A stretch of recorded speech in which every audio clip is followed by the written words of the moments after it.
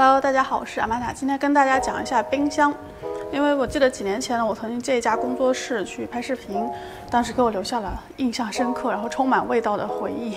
因为那一家工作室的冰箱一打开，整个都是黑的，因为它实在是塞得太满了，冰箱里的灯我都完全看不见，而且我记得是混合着各种食物，就是散发出来的各种混合在一起的臭味，令人印象深刻，完全就是一场灾难啊！所以呢，我觉得大家还是需要注意一下的，就是把冰箱收拾得干净整洁呢，不仅仅是让你下厨的时候心情愉悦，更重要的是它可以防止一些像食物变质啊或者细菌感染之类的问题，就让你下厨会更加的安全和放心吧。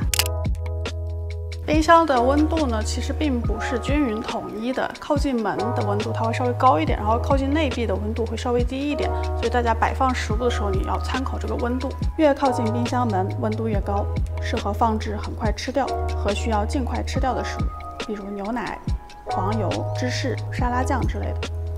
冰箱越靠内，温度越低，适合放一些需要长期低温保存的食物，比如罐装酱料。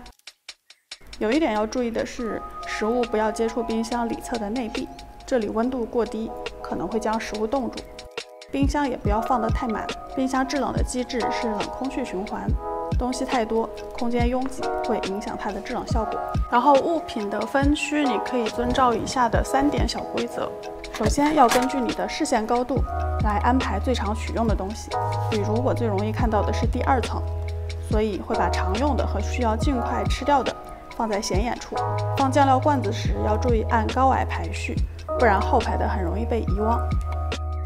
现在冰箱里通常有专门存放新鲜果蔬的空间，我在使用时也会注意区分果蔬的水分含量，像苹果、柠檬、卷心菜这些类似特性的可以直接丢在一起，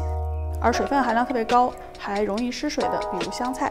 可以用保鲜密实袋里放一张厨房纸，让它处于一个湿度合适的密封环境，延长保鲜期。也可以借助果蔬保鲜盒之类的小工具。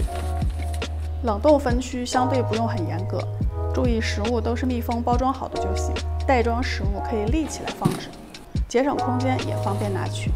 最后是很常被忽视的一点，生熟食物要尽量分层放置，尤其是熟食要覆盖保鲜膜或密封保存。生鱼、生肉都要单独密封好，避免污染到直接入口的熟食。保鲜盒密封性好，可重复使用，可以叠放，节省空间，也能让冰箱看起来更规整。密实袋密封性好，可以有限的重复使用，节省空间。薄膜保鲜袋密封性一般，不可以重复使用，不建议用于冷冻食物。牛皮纸袋特别适合存放菌菇类，因为菌菇在密闭空间里容易腐烂，牛皮纸袋吸潮透气，也很环保。保鲜膜家庭必备，很方便防止食物串味儿。锡纸没有密封性，但很适合用于冷冻，比如需要冷冻肉的时候，用锡纸先紧紧包裹一层，再密封，可以有效地防止水分散失，延长冷冻的保鲜时间。今天我介绍的其实都是一些居家必备的基础工具。那市面上其实还有很多冰箱收纳的专用神器，这个属于今天的超纲知识，下次我们有机会再讲。还有一些实用的小技巧，可以帮助你的食物在冰箱里延长它的保存时间。首先是一次买了比较多的肉呢，可以按份分装再冷冻，避免反复的解冻。还有前面提到的用锡纸包裹再装进密实袋的小技巧。在密实袋里放一张厨房纸的小技巧适用于大部分水分含量高的蔬菜。之前用保鲜盒加厨房纸保存葱花也是同理。冷冻食品，比如速冻水饺，吃一半剩下的不要直接丢回冰箱，无法密封的包装会让饺子表面失水干裂，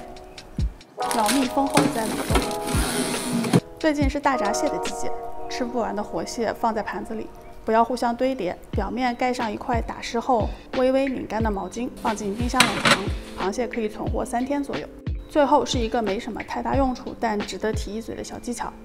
如果买到了酸涩难喝的红酒，冷藏一会儿后会变得没有那么难喝。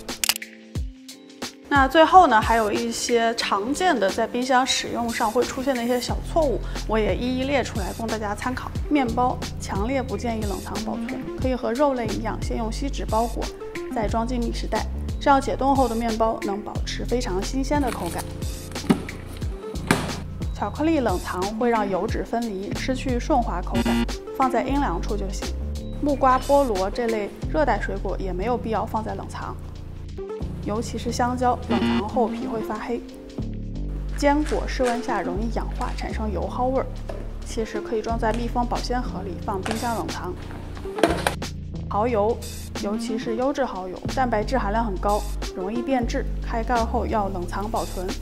洋葱、姜、蒜，一些根茎类的蔬菜，比如土豆、红薯，都可以不用冷藏，